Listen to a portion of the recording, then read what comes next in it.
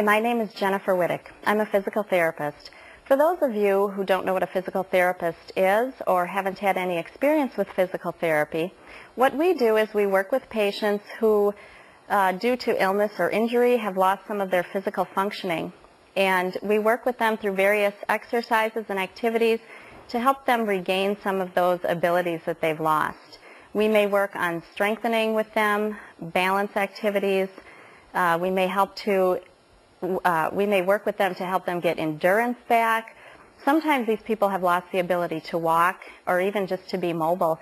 And we work with them in various ways so that they can be safe in their environment. And our key role is just to help them to be as independent as possible. Now, as caregivers, you're working with patients who have been in the same situations, and they've been ill or injured. And we just want you to know that as caregivers, we respect what you do. We really look at your role as very important.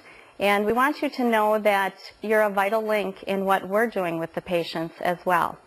When I'm working in a nursing home or a long-term care facility, I really like the fact that I can seek out some of the caregivers and get their input.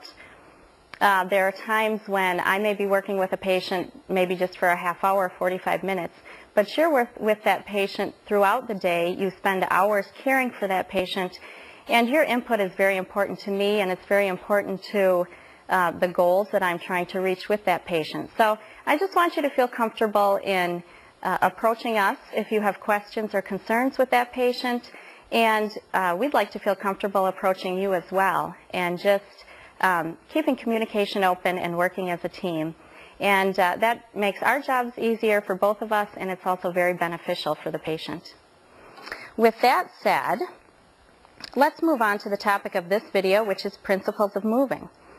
Now, by moving, all I mean is lifting, positioning, transferring patients, and the principles are just the ideas and the considerations behind that you need to think about before you're actually physically working with the patient. You could think of it somewhat as driving a car. When you're driving a car, you may know how to put the key in the ignition, start the car, work the gas pedal, the brake, the blinkers, but there's other things that need to be considered. You need to think about, do you have gas in the tank? Do you have your seatbelt on? Is your car going to get you from Wisconsin to Florida or wherever you're going? So there's other considerations to think about, and that's the same way we like to think about principles of moving with patients. This will not really be much of a demonstration video, but I will touch on things that will be important for you to keep in mind and things that will be helpful for you when you're out working with these clients. Let's start first with just the importance of activity. Why is activity important? Why is moving these patients important? One main reason is because it's very beneficial, not only physically, but mentally. It's kind of a benefit to the whole person, the whole body. If we think of just on the very obvious level, functionally, why movement is important, movement helps you get that patient from point A to point B. You can get that patient up where they need to be. So movement is important just for a very functional reason. But movement is also important for the health of the patient, and I'll just go through a few of these health reasons, and hopefully you'll see that these things are very important, and as you look at these reasons, you'll see that it makes a big difference in how this patient is going to function and how easy it's going to be for you as a caregiver to care for this patient. First of all, movement helps to maintain flexibility and coordination, and we all know that when patients lay for a long period of time or in the same position for a long time, they become contracted. That doesn't make your caregiving any easier, and it certainly isn't enjoyable for the patient. So movement just helps to maintain flexibility and coordination. It also aids in digestion, just the whole idea that you need to keep moving to keep things moving. So get those patients up often. It improves circulation. It increases muscle strength and tone. It improves respiratory function and just helps to prevent them from getting fluid in their lungs. And there are many times that patients who are bedbound or in a lying down position for a long period of time, they end up with pneumonia or just a lot of fluid in the lungs, and so it's very important to get these patients up for that reason. Along with the idea of digestion, it improves bowel and bladder function, and finally, it really increases mental alertness. If these patients are laying in one position all day, same four walls, same position, it gets dull, dull, dull, their mind becomes dull. And so just getting them into a different position, maybe into a different room by moving them and transferring them, they have a different scenery, and it really helps to stimulate their brain and just makes them a more alert person during the day.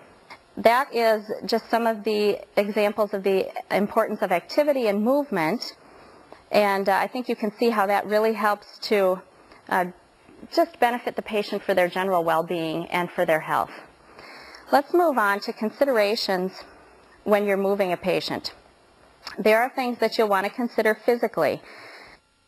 Make sure that you always know that patient's diagnosis before you go into work with them. The diagnosis is very important because it will also tell you things about the patient as far as how they're functioning.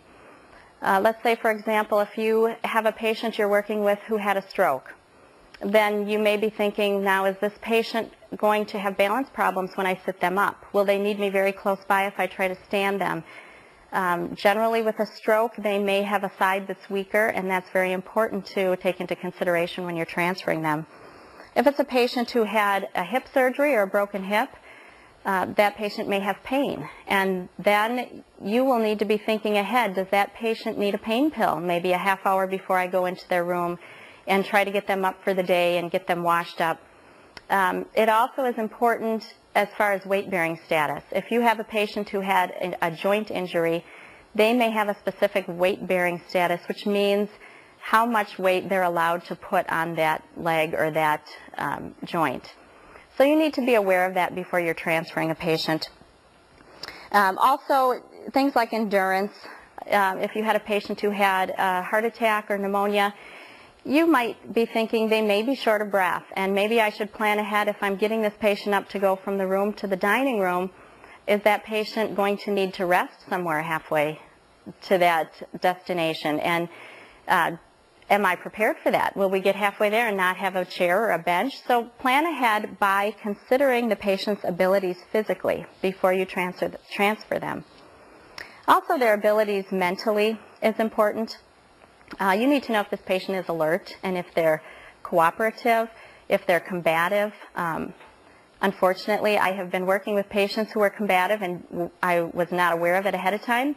And so we got into a little tug-of-war struggle with my hair, and that wasn't enjoyable. And if I knew that ahead of time, I probably would not have leaned so close to that patient when I was transferring them. But that's important to know what kind of a general mood that they're going to be in as far as their mental alertness and their cooperation and how oriented they are. If they're going to understand what you're doing or not. That doesn't mean you still don't explain to them what you're doing. That doesn't mean you don't ask them to help with the transfer, but just be aware that many times that may mean you're going to be doing the brunt of the work. You may not get a lot of follow-through from that patient, and they may not remember what you asked them to do. Another very important thing is to be aware of any equipment